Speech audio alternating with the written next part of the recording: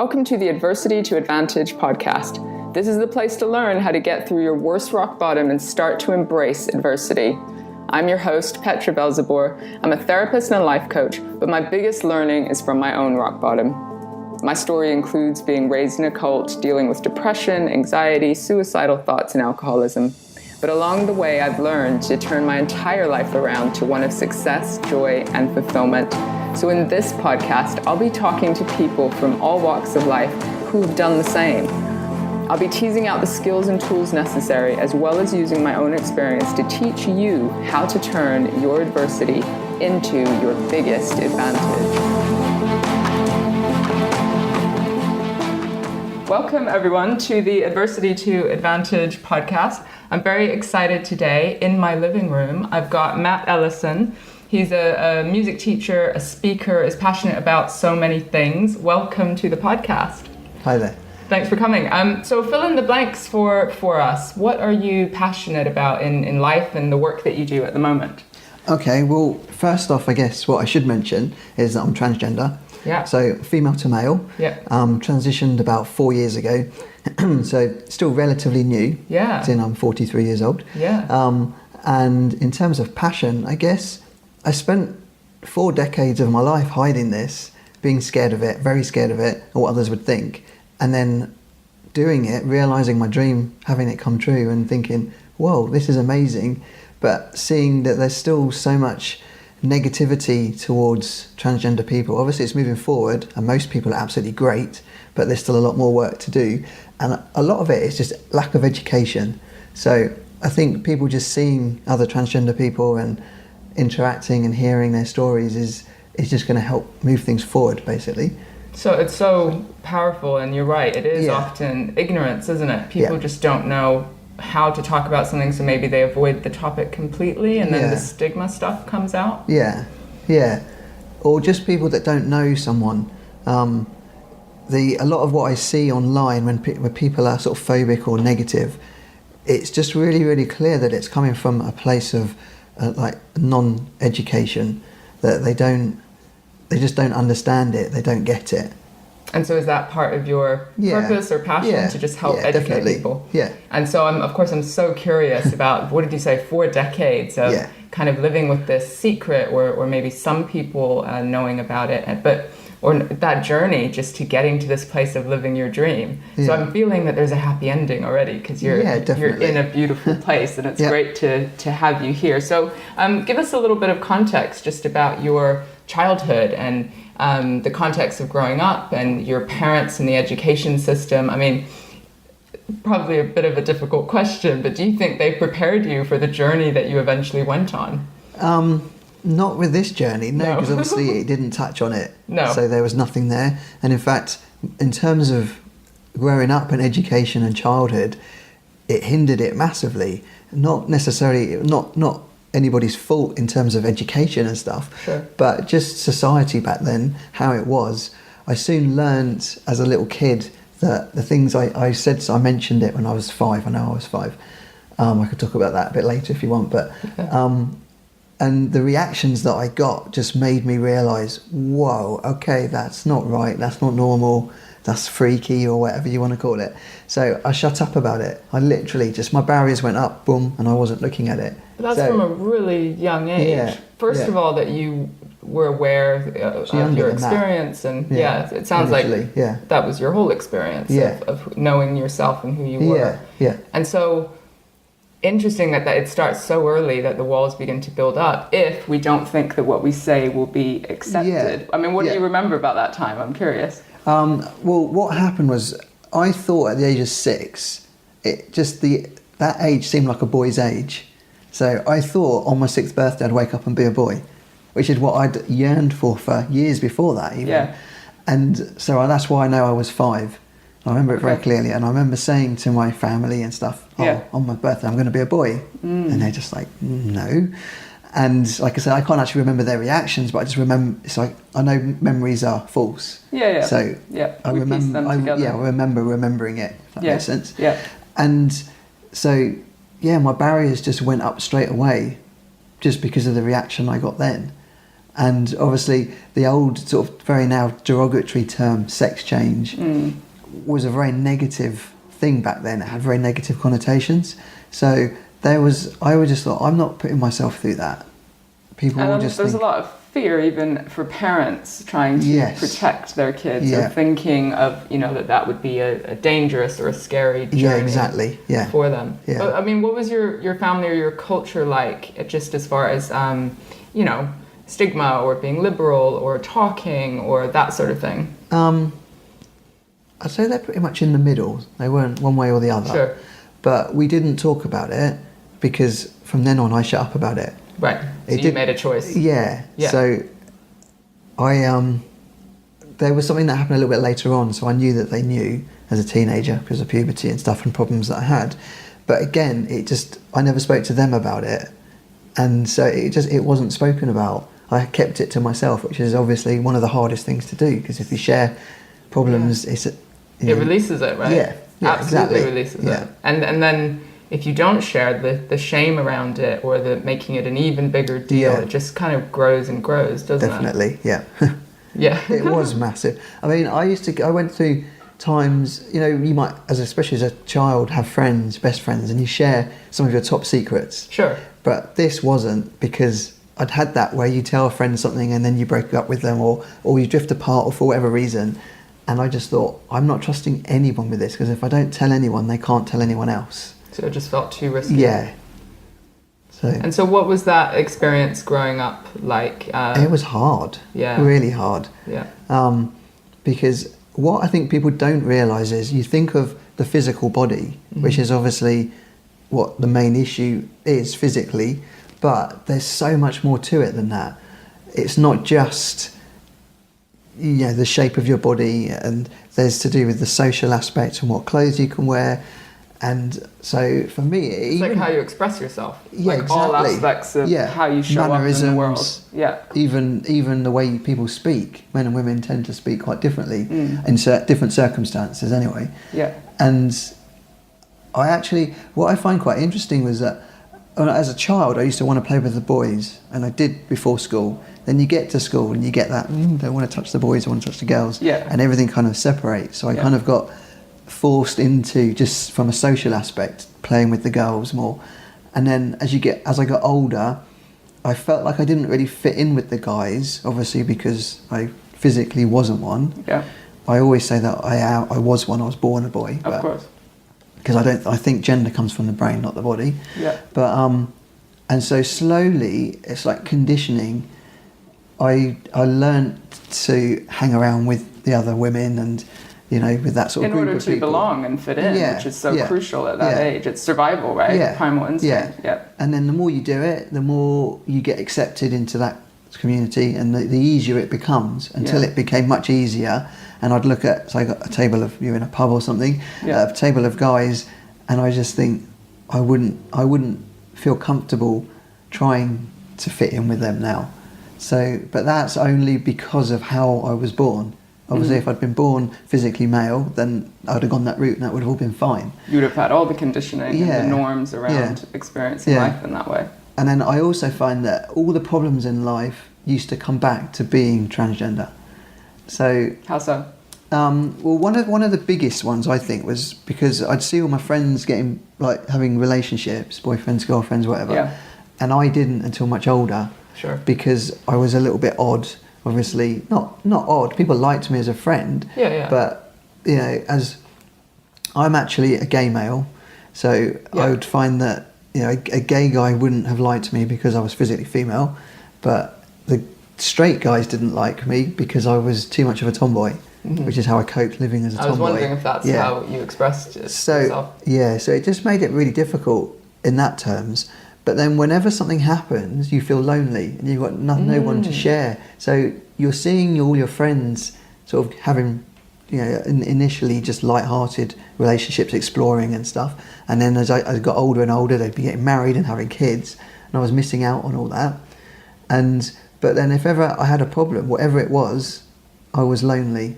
And so and why was I lonely? Why did I not have a partner? Because I was transgender.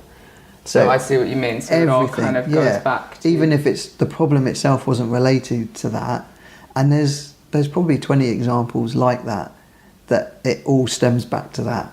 And then every single day, I've just been writing about this actually, how being misgendered, how it affects you.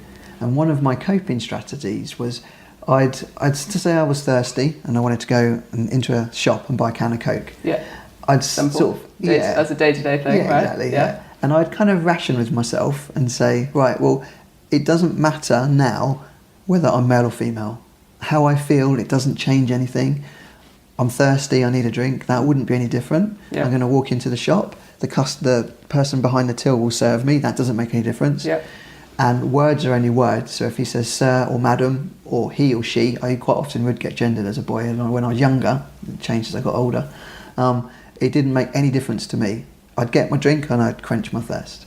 But are you saying you had to do almost a conscious process in your head of working through that? Yeah, I'd have to rationalise with myself and say this is actually reality, and it's not that bad. Because what might have happened otherwise? Getting overwhelmed with it, or? Yeah, well, that's what I say, because at the end of the day, I kind of convinced myself that that's how things were, but obviously they're not. And I know how stress builds and causes develops into mental health problems. Absolutely. And I kind of think we've all experienced it probably where you stub your toe, and I'll come back to the drink thing in a minute. Yeah, sure. If you're having a really good day, it's like, ow, ow, ow, that hurts. Yeah. But if you're you've had a really bad day, your dog's just died, you've broken up, or bad news, whatever's happened, and you stub your toe, you're just going to burst into tears. Yes, been there. It feels so much worse. Feels like the world is against you, and it's just the final straw. Yeah, and that's just a bad day. So imagine when your whole life's been like that, and you've got every single day, there's things being, with the pronouns that are being used on you, the clothes you're having to wear, family saying, why do you cut your hair so short? Why don't you wear makeup? It's just, these things build and build and build over a whole lifetime. So you walk into that shop and the shop assistant says, "Can I help you, madam?" And it just digs at you. And it reminds you again, so if you're having a bad day and you're feeling a bit dysphoric, you looked in the mirror and you just thought, I hate the shape of my body. Mm-hmm. That happens, and it reminds you of how you felt this morning. And it just brings back, it floods all those memories back. Every single thing that to do with any simple interaction can flood that whole kind of sense of trauma or inauthenticity or frustration, being pissed off, like the whole list of them. Which can obviously, I was quite lucky in terms of managing to cope and deal with things quite well, but there is a lot of mental health problems because of the stress with transgender people, which typically clears up post-transition as long as they're accepted. If they have problems with family rejecting them or not passing and walking down the road and people ridiculing them, then obviously that's still stressful. But if for a lot of people who pass, then all the stresses have gone and they're now happy. So what do you think it is? It's just the living in limbo, not fully being yourself, maybe toying with the decision and being in sort of inner conflict as well. Well, I made my mind up that I was never going to act on this from that very early age. I just thought, no, it's too risky. It would ruin my life if I was rejected by everyone. And I just couldn't live like that. That fear is too great. It is just massive fear. That you'll just be shunned from all of your closest people. And you're already experiencing loneliness. Yeah, exactly. Right? Because you can't share things. So all you can imagine is loneliness times 1,000. Yeah, exactly. Right? If you're rejected. I never thought of it like that, Yeah. So there was never thoughts. I thought I was doing a very good job of coping. Well, you obviously were. You were surviving in the best way that you could. Yeah. But I imagine it led somewhere. Yeah. So eventually I started looking... Well, when I was a child, I didn't know what hormones could do. So that was the other reason. I thought, I don't want to do this because, again, you've heard of the operation. Yeah. And I thought, okay, so they'll do some surgery on me and I'll be left with a scarred body that's kind of been now deformed almost, but it'll still predominantly have a female hourglass shape. I was never massively hourglassy, but you get the gist. And I'd still have this female body with scars, and that wasn't what I wanted. But I didn't doesn't sound aspirational. No, exactly. No. So I'd rather, and I was blessed to have a nice female body. my sisters were quite jealous of me, and so you didn't feel blessed though. No, I hated it. No. Yeah, so I back then that was because I didn't realise what hormones did. So, and there was no internet, so I couldn't look anything up. We can't even imagine that now. Yeah, exactly. Yeah, because kids these days can just research anything. And you see them researching things around self-harm or suicide or not necessarily in a healthy way. That's a whole other debate, right? Yeah. But at least you have a source if there's nobody. Even you have private chat rooms that you could get support in certain things. There's lots I'm on now, if you had no one to talk to. Yeah. So you had none of that. You didn't know about hormones and had no one to ask. Yeah.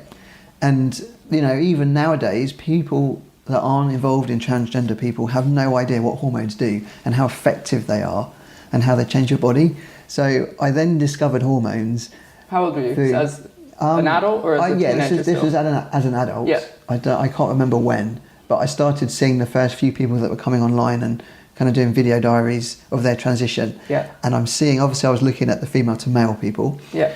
And I'm seeing them, how their voices break. Growing facial hair, getting muscles, fat redistributing, the whole shape of your face just changes. Bad things going bald. Yeah. Hoping won't happen, but and so that was even because I'd made up my mind. I'd already kind of put my foot down, put my barriers up. That was even more painful because now I'm seeing what was possible. Right. Whereas before, I thought it was a bit like trying to bring someone back from the dead. It's just not possible. Yeah. So now I'm realising, hang on a minute. Some That's people amazing. have done this and are doing it. And I wanted it, Wow. And then I'd go through phases where I'd look and then I'd kind of walk away from it. And then I'd look and walk away from it. And about a year before I started transition, I was going up every evening after work.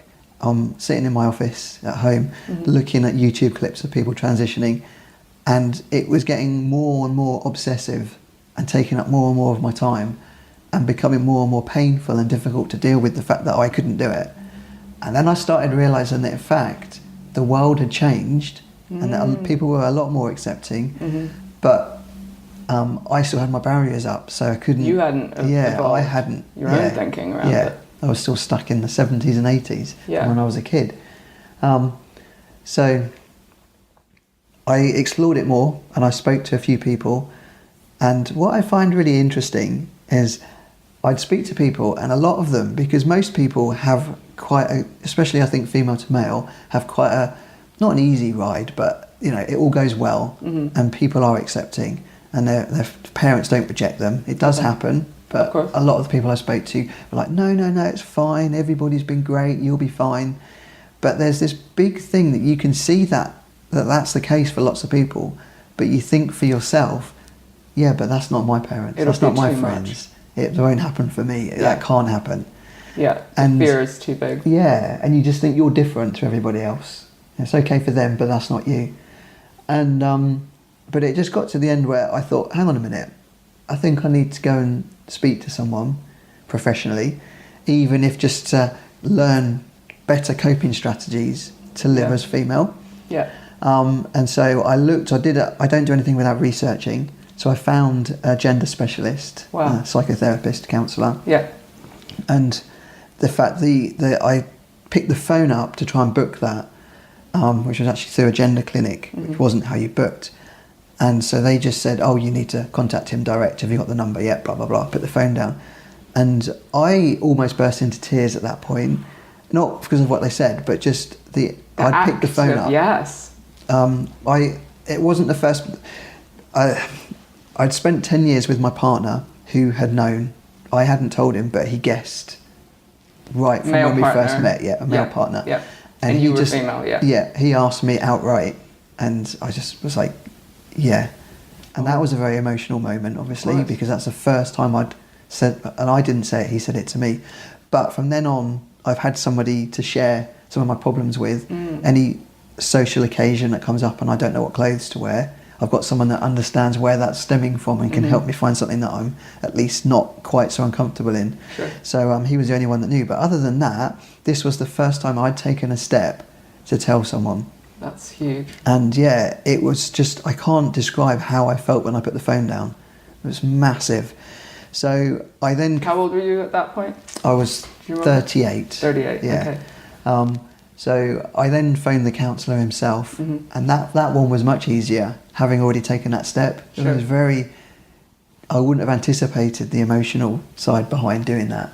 But so I made the appointment, I went and saw him. In that first 50-minute session, he just knocked my barriers down, which was so liberating. Yeah. Which I still, yeah. What did he do? Like, what do you mean? He just showed you that there was a different perspective on things? Yeah, I mean, part of it obviously was going through my story and my background, but I still remember they talk about a therapeutic moment, the exact thing that triggered it. There was lots of little things, of course, but the main one was my fear of what people would think of me. And obviously, as you get older, you meet more people and you've got more acquaintances in your life, even if you don't see them every day. Sure. So the amount of people that I would have to have come out to and would know my deepest, darkest secret was getting bigger and bigger and bigger. And I just couldn't face... So it would feel like a bigger and bigger deal. But the thing he said was, he was talking about my guitar school at the time and how it would work and stuff. And he said, you start taking hormones, you have to tell everyone. You may lose a few clients, which in fact I didn't.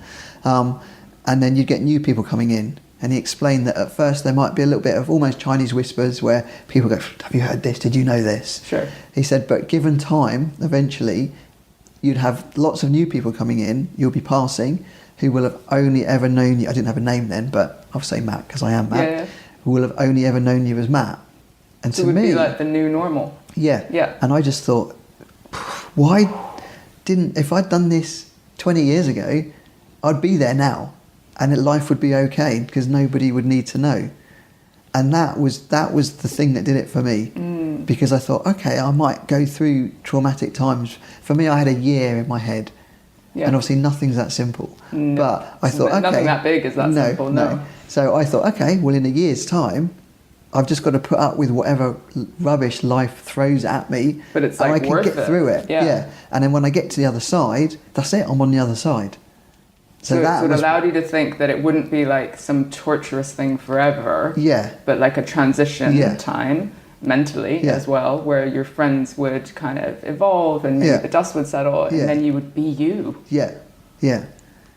So that was just amazing. And what I find quite interesting is that it wasn't that simple. It wasn't that easy. Of course. But I'm glad that I thought it was, because if not, I wouldn't have done it. And obviously the benefits, the negatives are like 1%, the benefits are 99%. So even though it wasn't quite as I anticipated, because 4 years down the line, I still bump into people that I knew from before. And if it's in front of a load of people that don't know, because I'm not out in a lot of my personal life at home, even though I'm out speaking about this. Yeah. And just because I'd like to be, and I can, so why not? It can be quite awkward sometimes. Sure. Where people are trying to put two and two. And there's still problems, there's big debates all around the world, especially in America, with the toilet debate. And what again? People, like in schools and or just public bathrooms. Toilet, And what people that are saying things don't realise is how difficult it is for a transgender person to use a public space like that. It's far more distressing for them than it is for the other anyone people. Else. Right. Yeah. So I, as a child, I was a tomboy. And a lot of the time I looked like a boy. People thought I was a boy, even though I wasn't trying. I just was myself. I coped by living androgynously in jeans and a T-shirt. Yeah.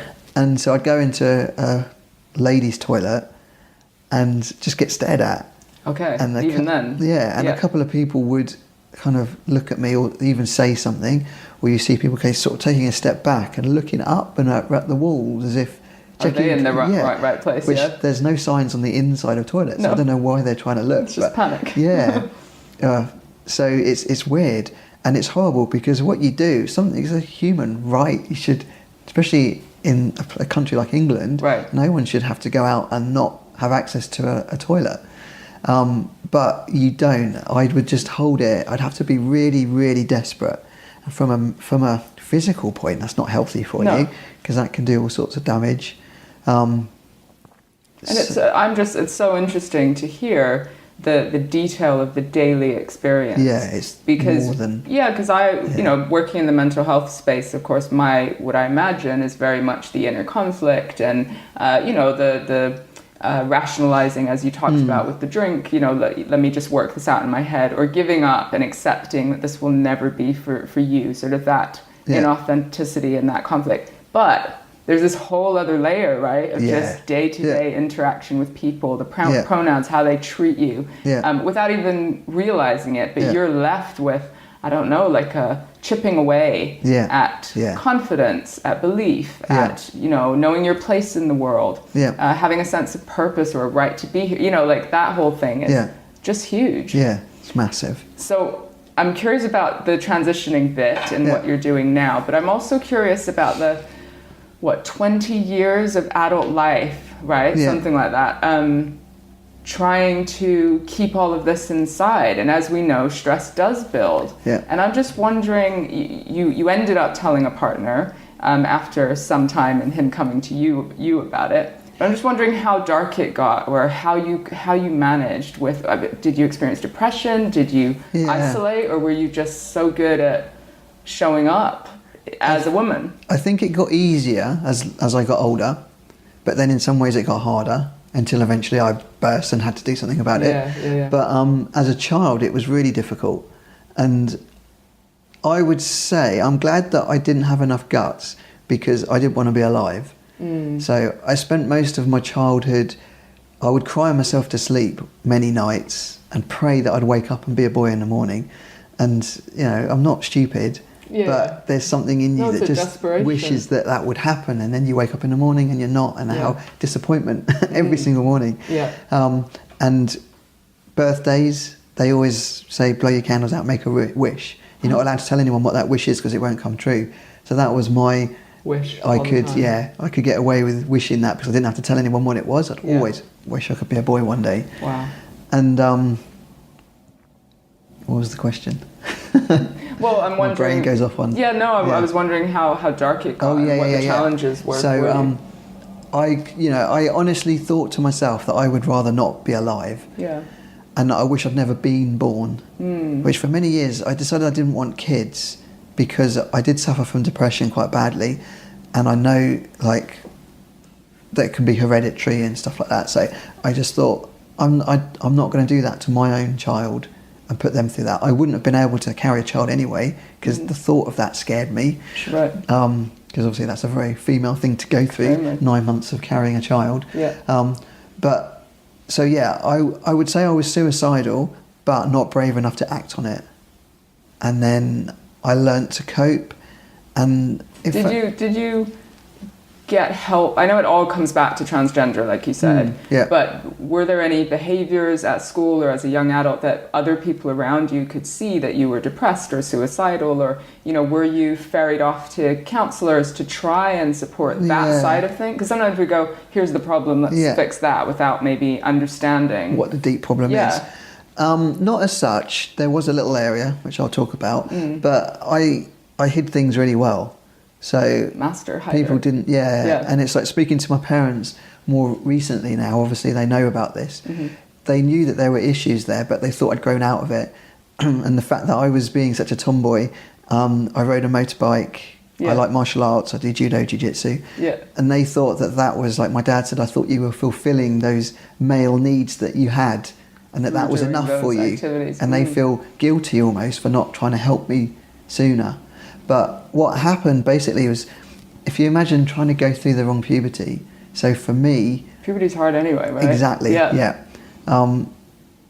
couldn't cope. Getting your period and that's all the that biggest stuff? thing. So, as a male, bleeding once a month was extremely traumatic.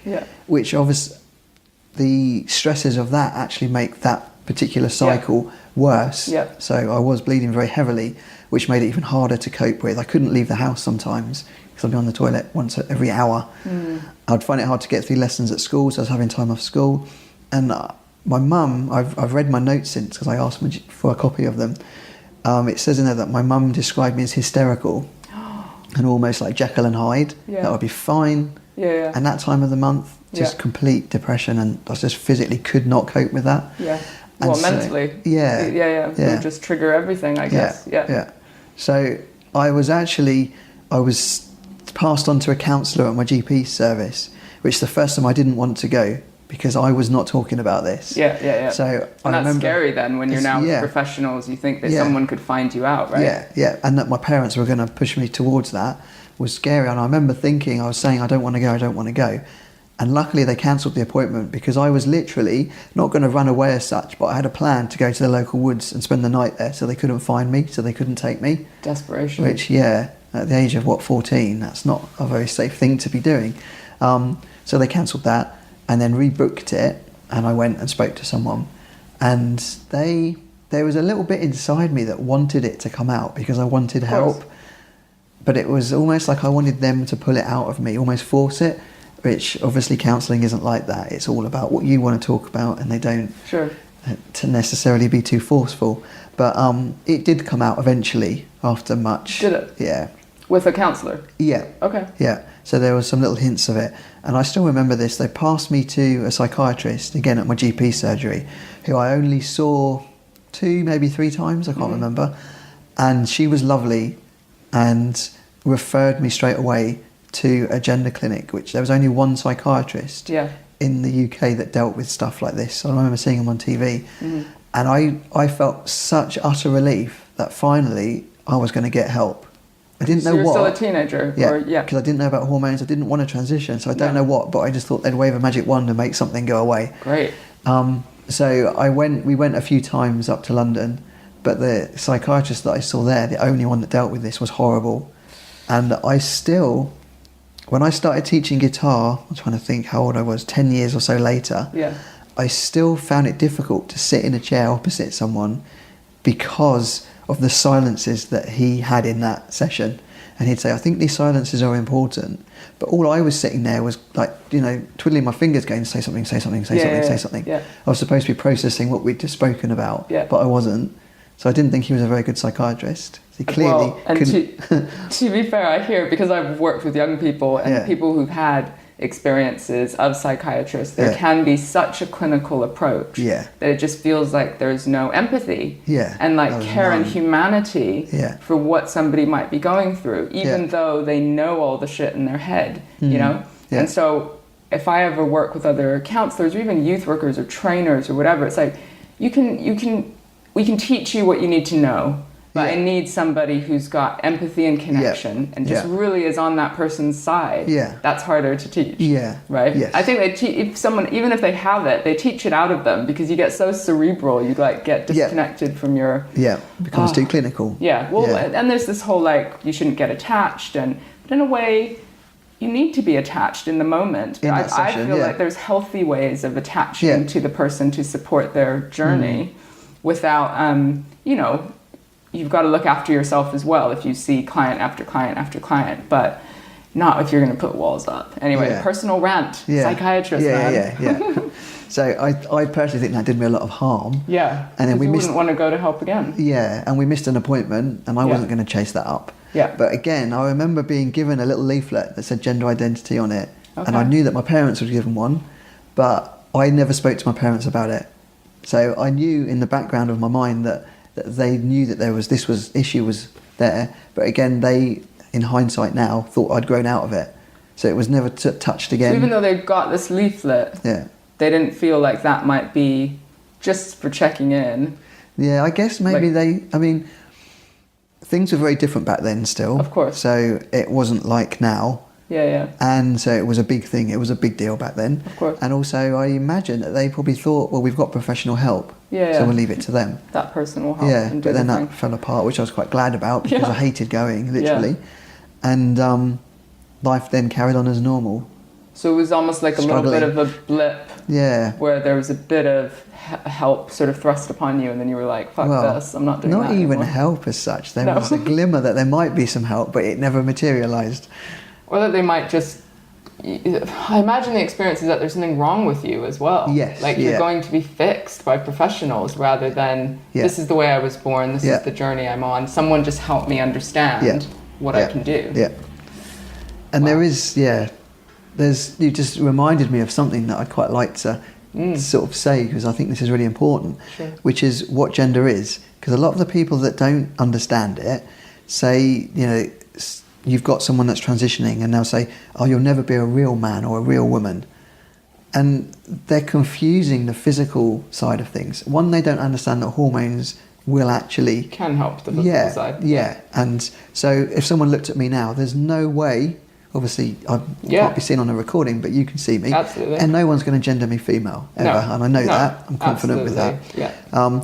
But that's hormones. Yeah. And how it's changed my Incredible. body. Yeah. So when you see someone before they've started hormones, people they don't have enough insight or even imagination as to what that person will look like in a year or two. But just the other thing in terms of being a real man or woman, my biggest example is if we take you, right, and we tie you down, and we force you to undergo gender reassignment. So we give you hormones, we give you all the surgeries that are possible and turn you so you look masculine. Physically, you sound masculine. Do you feel like a guy? No. Would you feel like a guy? No, my brain would still think in a different way. I would still be nurturing, not that men can't be nurturing, but, with my kids or... You're the same person, basically. Yeah, that sounds like torture. Yeah, exactly. And that's how we're born. And then the other side to look at is if a woman has breast cancer and has to have mastectomy, that doesn't make you any less of a woman. No. So lots of people go, if you're born with a penis, you're a man, and if you're not, then you're not. Yeah. And that's it. Yeah. But it's just like... it's not the physical, what I find interesting is if you think of soldiers, when they stand on landmines, we often see about them losing legs. They obviously don't talk about private areas, but a lot of the time their genitals are also damaged or completely lost. And a lot of the surgery that trans men have was developed for soldiers in that situation. Was it? But it doesn't make them any less of a man. No. So it isn't what physically you have. It just isn't. And that's why it's such an innate thing for a transgender person. It's not something that grows. It doesn't develop.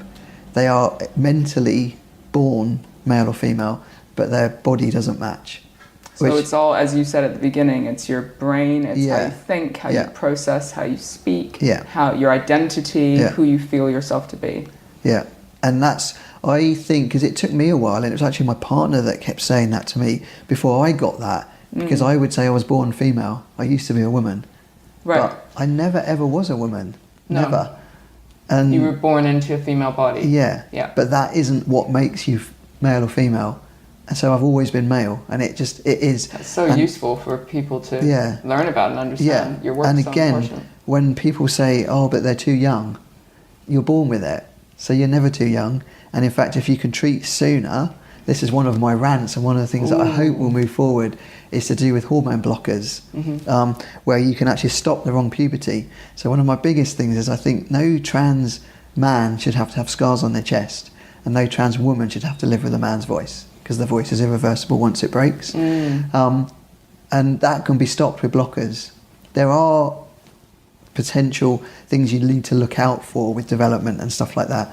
But lots of people, obviously, again, they have a very negative reaction, which is one of the reasons I think society stops things like that going forward. But what they don't realise is that there's a very big safety net in place. And there's an endocrinologist called Norman Spack who's very big on promoting this, and he's done a lot of treating and research into it. And there's a really good TED Talks of him explaining this, saying that once some children do go through cross-gender play and dressing and things like that, and it can be a phase. And that's what people fear. How do you know that it's just not a phase? A parent would say, what if we go through all this thing and then the kid changes their mind and it's traumatizing on a different level? And you've done irreversible harm. But they won't actually treat you until you're an adult. But the blockers, all they do is postpone puberty. So you start, as the child is approaching puberty, you give them blockers, you just put it on hold. And what he says, Norman Spack, is that by the time a child reaches puberty, if they're still saying that they're in the wrong body, it's almost certain, and those are his words, that child is transgender. So by the time, you don't get hormones at puberty, you get it at 16 or 18, which is usually, you've gone through puberty by then. And let's say if that it was wrong and it was a phase, they have counselling and it's discovered, no, actually I'm quite happy as I am, then you take them off the blockers and they go through their normal puberty. So there's no there's no world where this is any kind of rushed decision or any professionals would rush it along. Yeah. However, you can manage it so that there's less damage to somebody. Which, when you think of all the things that are irreversible that happen through puberty, so your height is different. So men obviously grow a lot taller. Yeah. For trans women, if you've got someone who's 6'8" with huge manly hands and a massive Adam's apple and a really deep voice, they're going to find life quite tough. Yes. Well, there's another aspect about it's not all about passing, but that's, it's nice to pass, but it shouldn't just be about that if society was more accepting. But obviously we'd all like to pass, so why not stop that happening?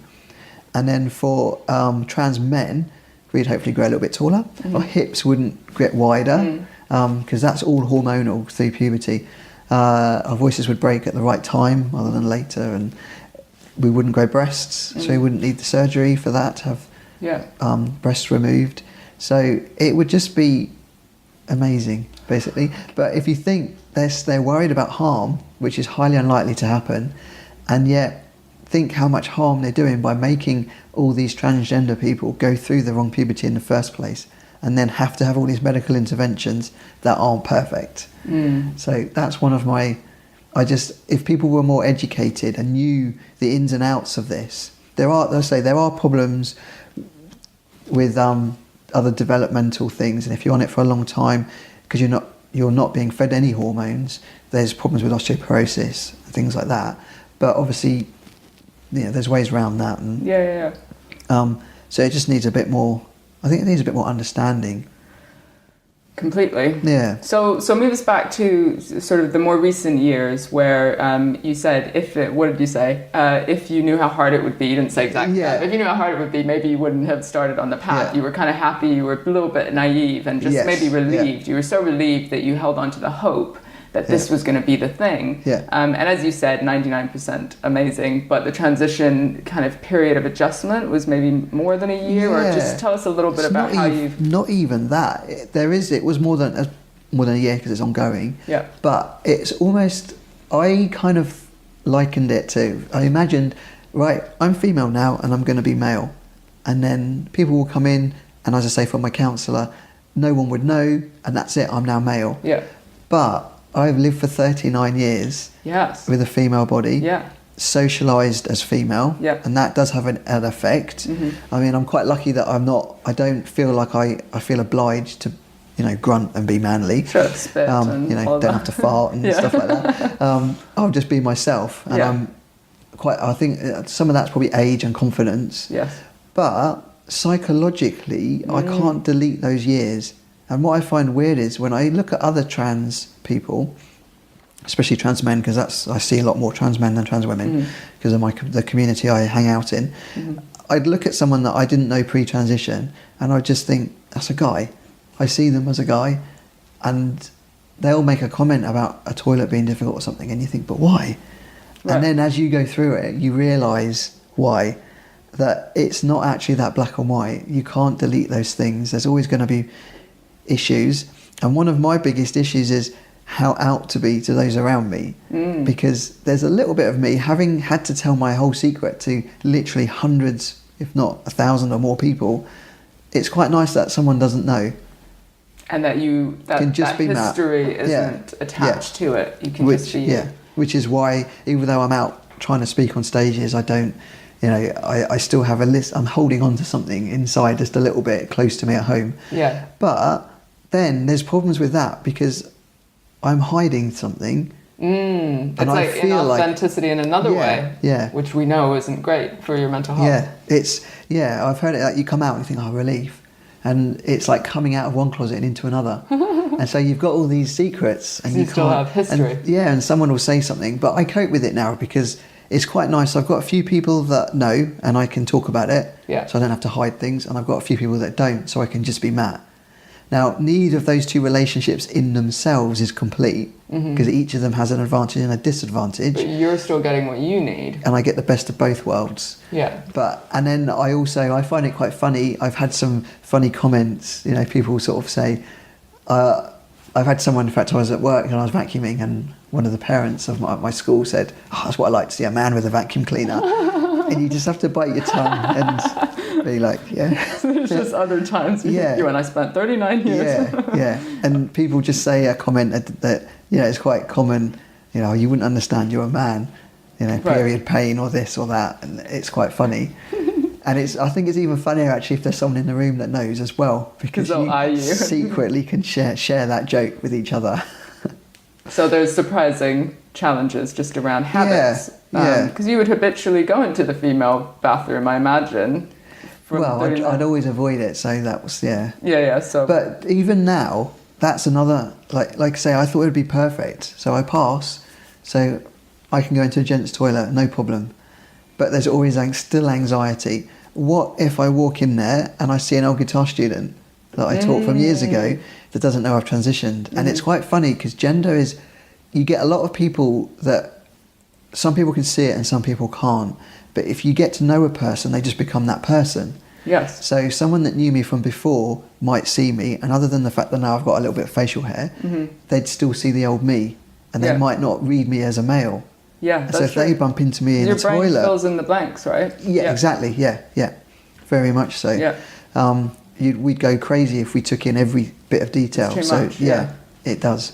So there's anxieties around that. There's stuff like, at the moment I use a cubicle, and if I was in an office, which I'm not at the moment, and was going to the toilet every day, and there's people that didn't know, would they query why I was doing that, and why maybe I took a bit longer than most guys that can just walk in and come straight back out?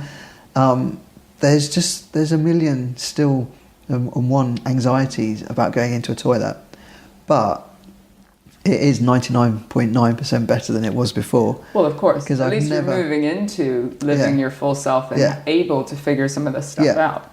But I've never ever had anyone stare at me in a gent's toilet. No. Which I always had in a woman's toilet. Yeah. And so that in itself is better. So I can now, when I'm out, go to the toilet. But initially, it's making those first steps is really scary. Of course. And I'd be out with my partner and... Are you still with your partner? Yes. I was curious. Yeah. How amazing. Yeah.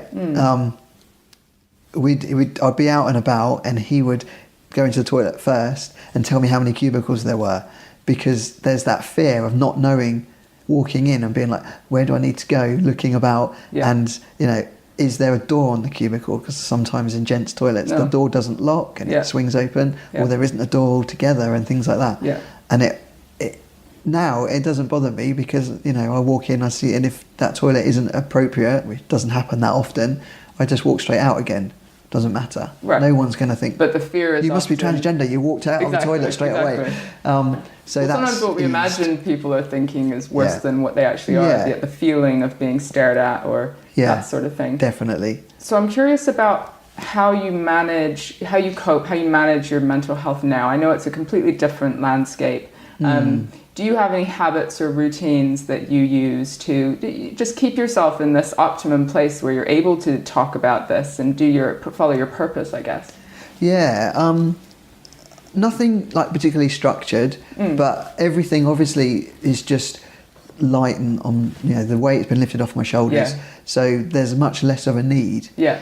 And everything, it's just like being able to take a big sigh. It's just amazing. The journey is brilliant.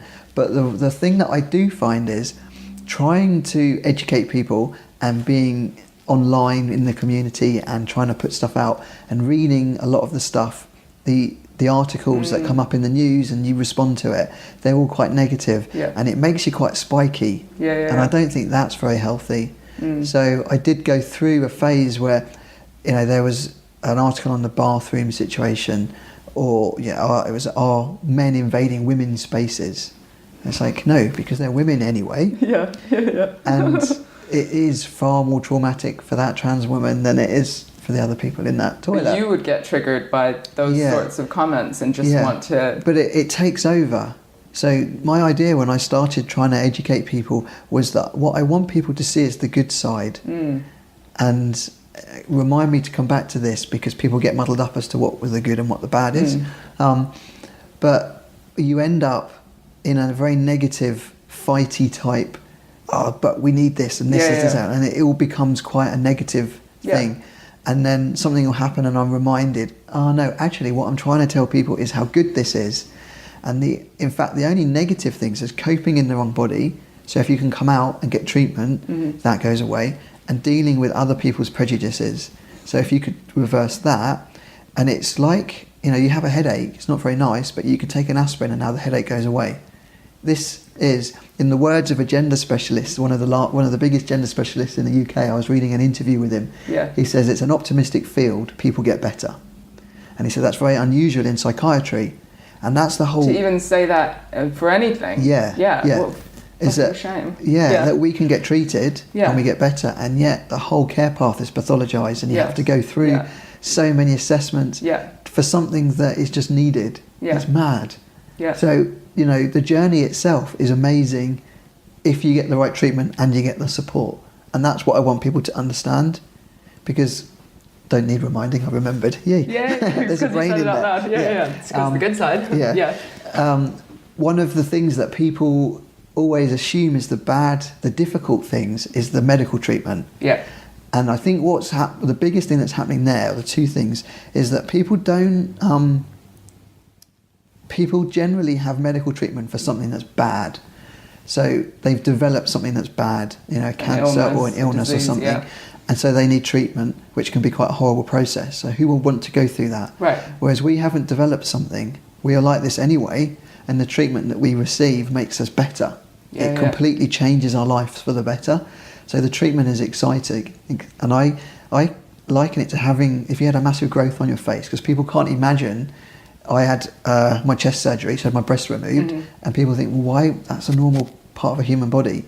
But obviously, if you took David Beckham and he overnight grew breasts, he wouldn't be very happy. No. And that's how I was born. No, it would affect his whole identity and everything. Yeah, so if you had like a big growth on your face, and... You'd want it removed. Yeah, and a surgeon comes along, and people go, don't worry, that's fine, no one will stare. And the surgeon says... And they do, of course. Yeah, exactly, yep. And the surgeon comes along and says, I can take that off for you. You'll be left with a scar, but the scar's going to be much better, because that's one of the negative things I hear. There's people that rant, they're scarring their body and why they think this looks good when it doesn't. It looks terrible. But compared to what we had before, a scar's nothing. A scar's just a scar. We all have scars from if you have appendicitis or whatever. And not everyone sees them if you're walking down the street and you're able to feel more like you within your body. Exactly. So it's all a positive thing. But from the other side, I think they can't see, as I said, I hid things massively. Of course. So what people don't realise is that it's not the transition and the medical treatment that's difficult. That has been an amazing dream come true experience. Yeah. But it was the first 39 years of my life that was really difficult. But people can't see it. No, it's all so hidden. Yeah. And I mean, that's as I've said before, I was raised in a cult, and it's not the cult that's traumatic in this case. It's the readjustment. So it is actually the opposite. Yeah. But the similarity is that there's so much shame around not telling anyone that that's in your past. That as soon as you do, that's when the relief feeling comes that you're talking about, where you're just like, oh, I can just be myself. Yeah. And it's just a completely different experience. So we're coming to the end of our time. Yep. What advice would you give to, I guess, a teenager or a kid who maybe, I know times have changed and circumstances have changed, but not everywhere. There's more access to support online, which is amazing. It means you don't have to sort of suffer in silence. But there's still stigma. There's still families that wouldn't accept or would want it to be a phase and would want to shut that down completely. I mean, what advice would you give to that kid who feels like they're in the wrong body? Well, try and get some help. And as you've already mentioned, online, you can. There's forums on Facebook and things like that where you can get advice and help, and just that to get that out, so you know that you're not alone. And then if you feel that you can tell your parents, then that's an amazing thing. If we've got a good friend or something like that, or a teacher at school or something, you need to act on it. And do something. But I'd also say the biggest thing is if people aren't accepting, which for young people, again, they think you're too young, you can't know this. Yeah. So parents sometimes can be quite negative towards it. is that sometimes it just takes time. And I've seen, again, with the community that I'm in, lots of people, young people coming through, and their parents really, really struggling. And yet you then get happy posts saying, my mum sent me a card and it said, brother or son or whatever on it. Yeah. Not brother, for son. Yeah. And just these little things start creeping in. And I think it just takes time, because one of the biggest things is we've lived with this, so it's not new to us. But if you drop that, can be a bit of a bombshell for your family. And so be patient that they need time to adjust. It doesn't necessarily mean they don't love you or they don't want to support you. They may just need to figure out how to manage it, because they've been parenting a girl, for example, and now it's like, oh, how do we manage parenting a boy? It's a real adjustment for parents too. And they don't want to think like that. They just want it to stay as things were. Simpler. Yeah. But in the long term, things tend to work out. They have a habit of finding their way and becoming good. So that's amazing. Don't be scared of it. Don't be scared. Keep the hope alive. Right? Yeah. Amazing story. Thank you so much for your time. If people do want to connect with you online, or they want to invite you for speaking, where can they find you? I'm on Twitter and Facebook, and I've got a website. So www.mattellison.co.uk, and there's contact details on there, including my Facebook and Twitter. Perfect. Thank you so much. We'll add that into the show notes. So good to have you. Thank you. Thank you so much for listening. If something helped you today, please do share this episode with a friend and let them know that they are not alone.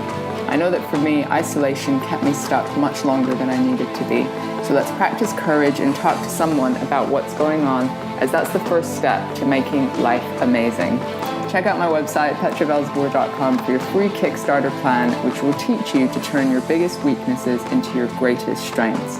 Join the community of people who are changing the way they view life's challenges and living life to the full. Until next time, goodbye.